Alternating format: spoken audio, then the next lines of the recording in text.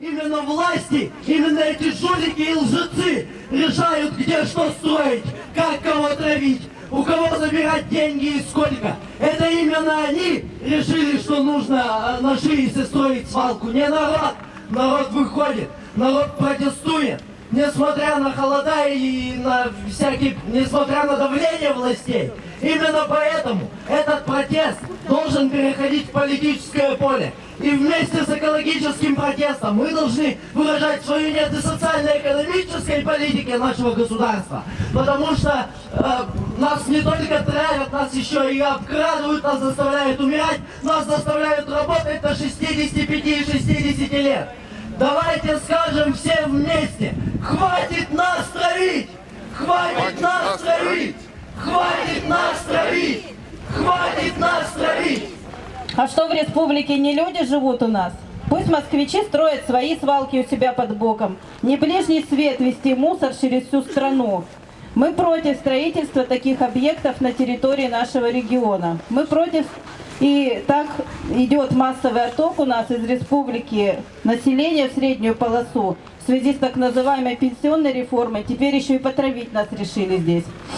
Рядом с предполагаемым местом строительства полигона протекают реки, которые несут свои воды к нам на север.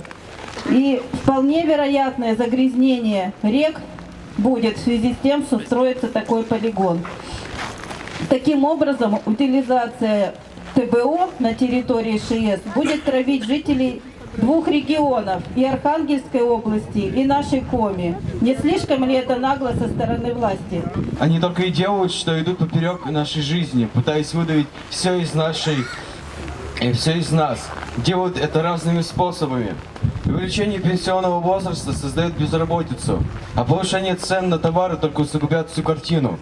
Все это напоминает Россию до 17 года, когда власти, то есть император, и ему было плевать на людей. Это для него были только рабочие руки, за которыми мне нужно было следить. Сейчас, из-за ситуации, из-за этой весомой экологической проблемы подвергаетесь все вы, ваши близкие.